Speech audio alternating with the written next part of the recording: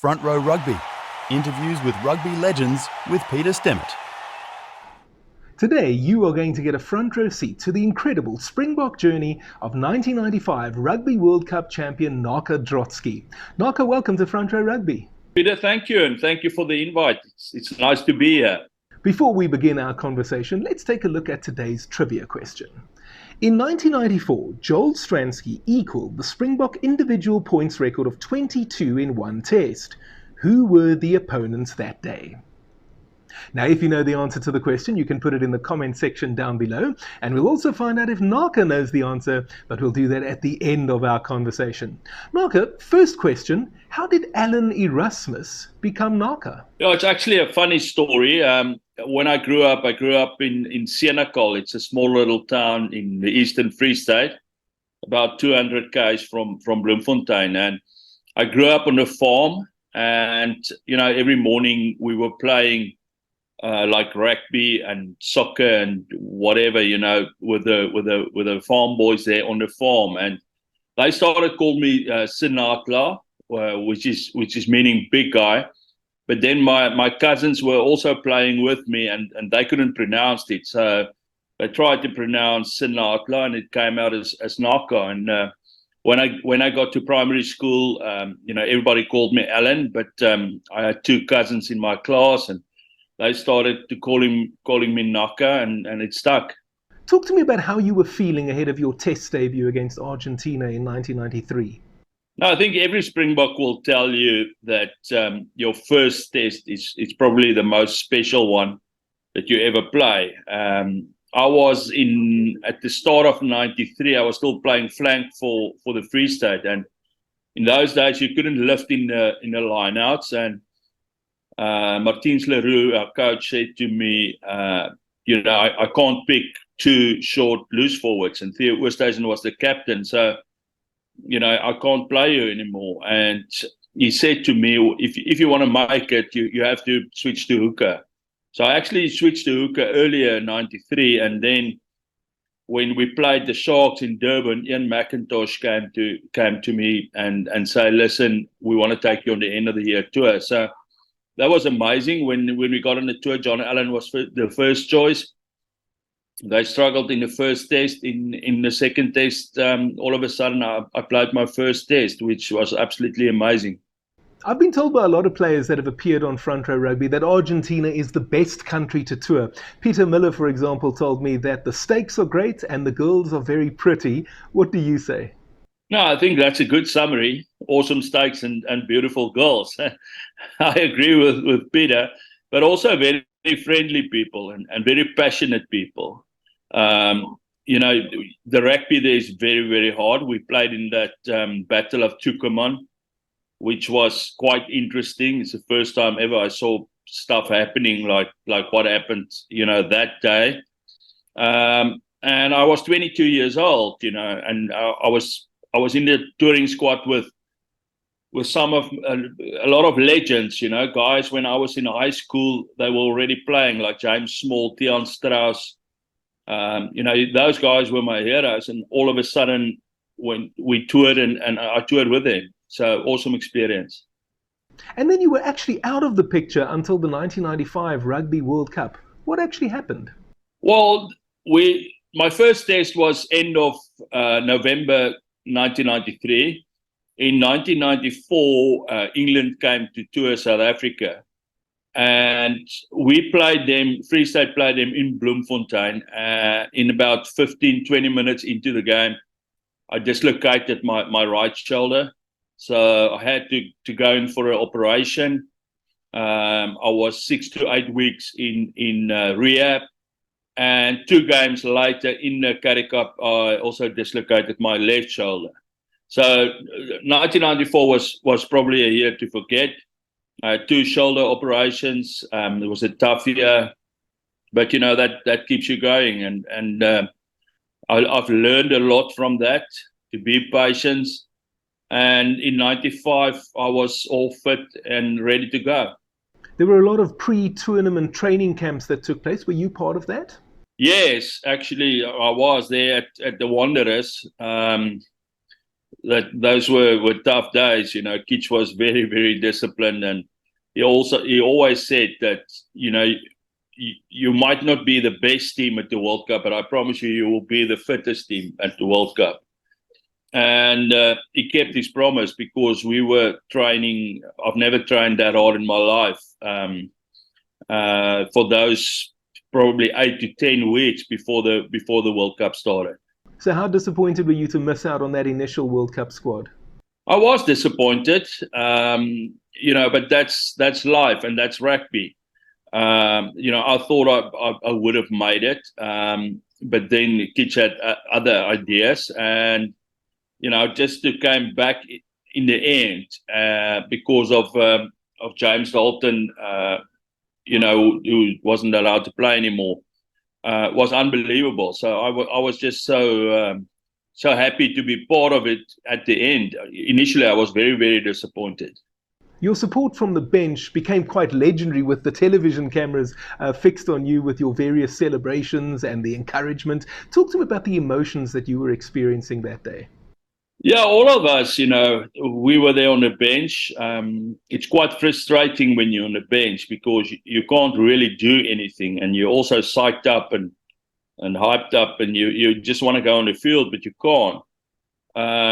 So watching that first and second half, going into that game, we believed we have a chance, but we were never the favourites. There's no way, with especially with Jonah Lomo, who came from nowhere and was an absolute freak, and so we believed in the back of our heads that we could win, but we didn't really think that it can happen. And then after full time, when it was still 9-9, the sort of, okay, but now we really have a chance. And that part where Joel kicked that drop goal, we were just going mad, and the camera was on me. I never knew that, but that was an awesome experience. I think I've grabbed Johan Roux there, and we were just going mad. So then we thought, okay, listen, 1 minute to go, 1 or 2 minutes, we can become the world champions. So you played one test match in that 1995 Rugby World Cup. That was against Western Samoa on the 10th of June 1995. You also played a test match on the 10th of June 1997 against Tonga, but in between you only played one test for the Springboks. That was against Australia in the Tri-Nations in 1996. How frustrating was that period for you? That was very frustrating. You get new coaches, and those coaches each have their own ideas. So if a coach rates you, he will pick you. And obviously, if he doesn't rate you, he won't pick you. In 1996 was Andre Markgraf, was a coach. He believed he needed to pick like a bigger hooker. I remember he brought in Hendrik Tromp, which was also an awesome player. But it's frustrating, if you've been there and all of a sudden you get a coach who doesn't really rate you. Interestingly enough, in 1999, Andre Markgraf became the Cats coach, and we got along really, really well. And in the end, we had a lot of respect for each other. But 96, I think it was on the Australian tour. I came on once from the bench. The other thing about those days, you must remember, you could only go onto the field when there's an injury. There weren't such a thing as a bomb squad or subs. The guy needs to be injured before you can replace him. So in those days, the front rows played 80 minutes. There was no such thing as a sub or the bomb squad or whatever. But I would say 96 was probably also, like 94, a really frustrating year for me. But in 1997, you were the first choice hooker. We lost a series against the British and Irish Lions early in the year. Why did we lose that series? Well, in my opinion, it's easy to identify that. And I think we're in the same boat now at the World Cup. We lost the first test against the British Lions in Cape Town. I think we scored 2 tries to 1. Our kicking wasn't great, but it wasn't a problem that day. then in the second test in Durban, which was actually, we needed to win that to stay in the competition. We scored 3 tries. They scored 5 penalties and a drop goal, and they won the game. And we missed all our opportunities at goal. We only had 3 converted tries, and we lost the game 18-15. So, that just shows you can't, in those tight series, it's like a British and Irish Lions team or a World Cup quarterfinal, semi-final. You need to have a kicker. That's where it starts and that's where it ends. So that was devastating, especially dominating that whole game for 80 minutes in Durban, where all of a sudden we lost the series in the second test. We'll stay in 1997 for now. In the Tri-Nations that year, we hammered Australia at Loftus. We also got a bit of a hiding from New Zealand in Christchurch. So a mixed bag of results. How would you describe that Tri-Nations? Yeah, I remember the first game we played New Zealand in Joburg, and we actually had an awesome game. We were leading, and I remember, I think it was Frank Bunce who scored 2 tries in that game, but we were really competing, and we lost that game. I think it was something like 35-32. So that was actually a good game. I think we were in New Zealand, like you say. I can't remember whether that was the year when Andre Venter got the red card for stamping on Sean Fitzpatrick. But the tour wasn't good. We were under a lot of pressure. We didn't perform well. And then all of a sudden we came back, and with Carl du Plessis' last test at Loftus, we really played well, and we won the Aussies by, I think, 35 points. So it was a mixed up season, the 97 Tri-Nations. And what did you make of Carl du Plessis as a coach? No, I liked Carl. I think he's a good coach. Technically he's very good. I think they should have maybe gave him a little bit more time. Like I've said, if we had a kicker in the second test, we would have won. For example, they brought in Jannie de Beer for the third test, and we won that test against the Lions by about 15 to 20 points. So I think the biggest mistake he made is not picking Jannie de Beer, because I was playing with Jannie at the Cheetahs in that year, and he was on really good form, but they didn't pick him, and I can understand that. Henry Honeyball was an awesome player, but you can't win those pressure matches without a good kicker. And like I say, if Jannie probably played, we would have won the series against the British Lions, and Carl would never have been fired. You largely played second fiddle again in 1998, but in 1999 you were again the main man in the number 2 jersey.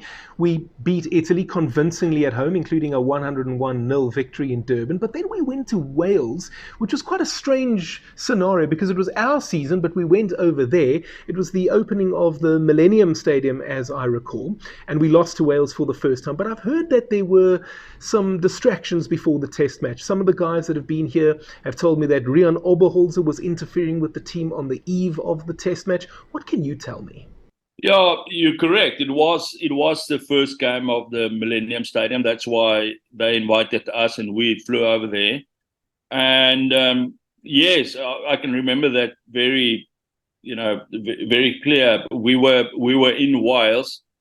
Rian arrived, I think, on the Tuesday, and he had a meeting with us, and what he basically told us is, listen, we need to pick a certain percentage of this team needs to be transformation players. And the guys were arguing with him and asked him, listen, would they be there on merit? And he said, I think he handled that meeting terribly.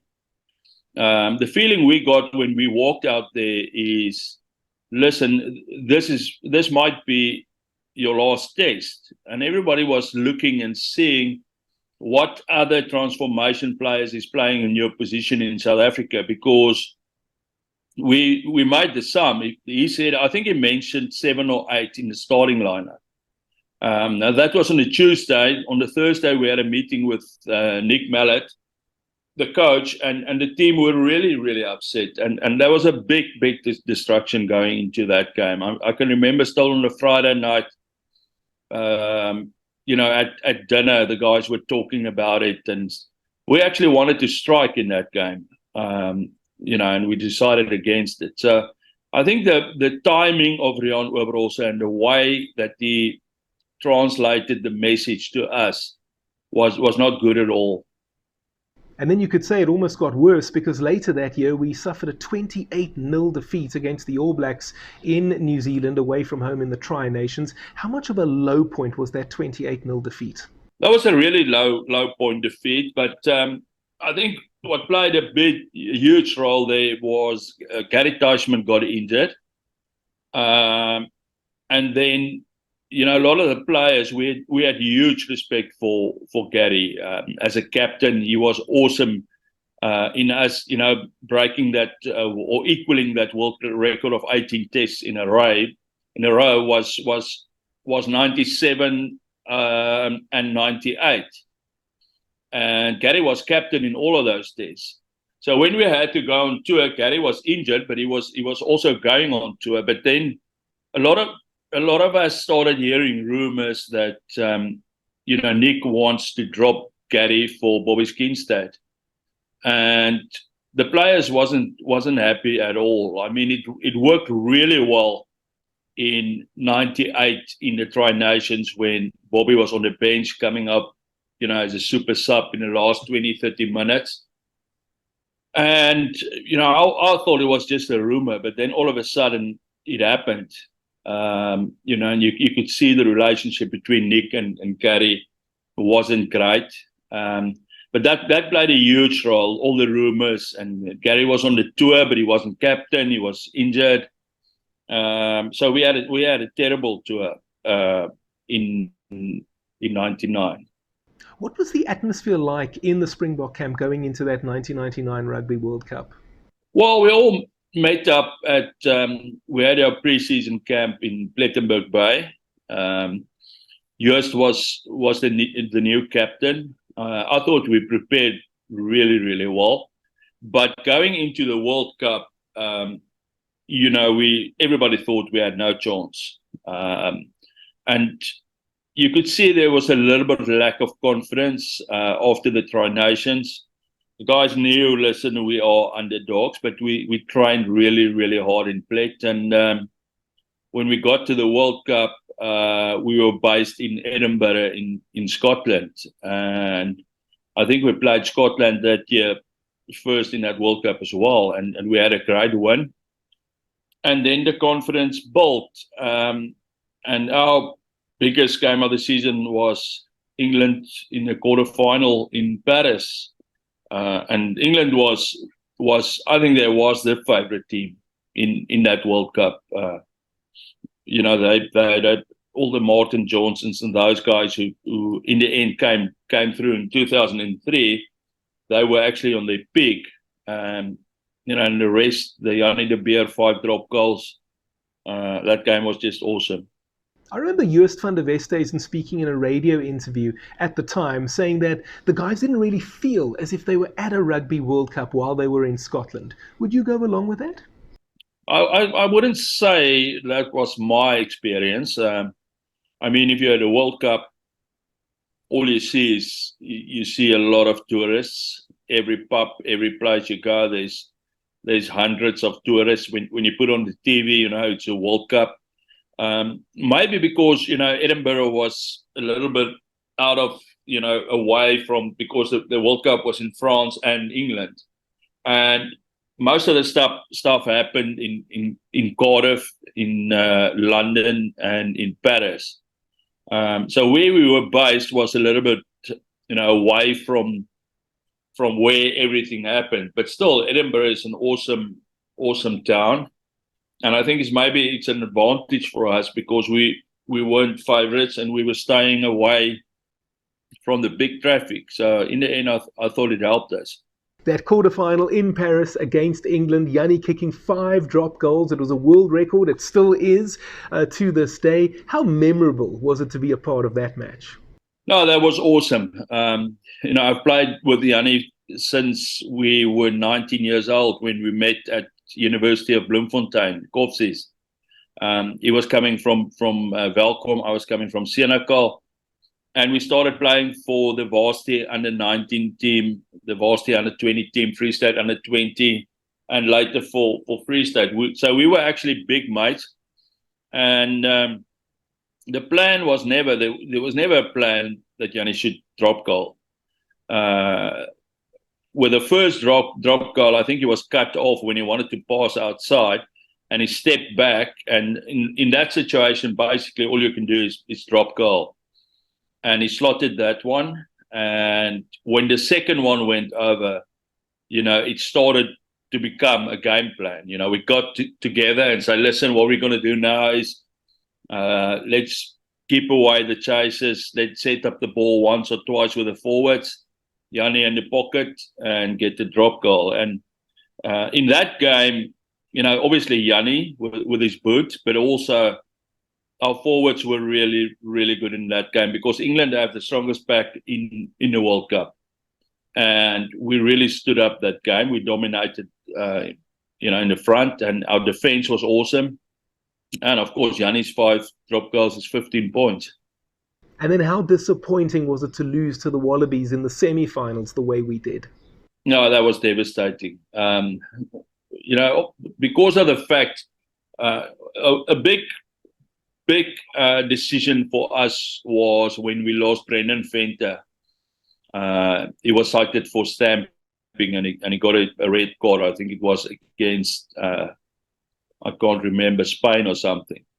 But, the game against Australia, Timmy Horan was brilliant.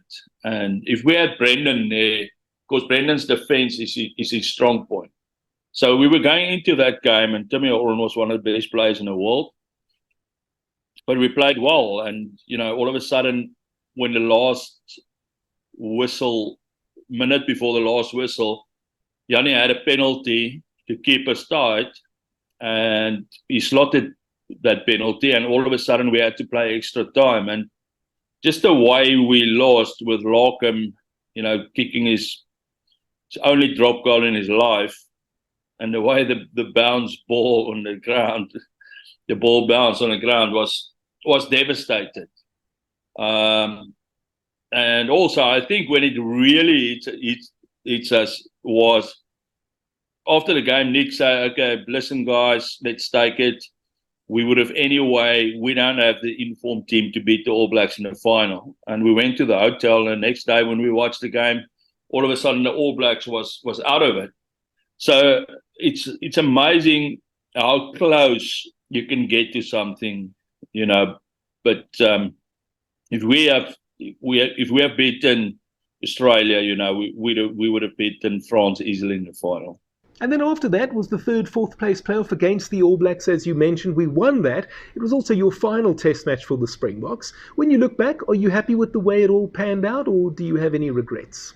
No, I don't have any regrets. Obviously, I would have liked, to play in an era where, front row is the one plays 45, the other 35. I would have loved to, if that was the era I played in, because then you would have played every week. You would have got yourself a chance to play you into the starting lineup. But other than that, injuries, you can't do anything about injuries. So I have no regrets now. So who was your toughest opponent? Well, toughest opponent, I would say Keith Wood. I rated Keith Wood as the best hooker that I've ever played against.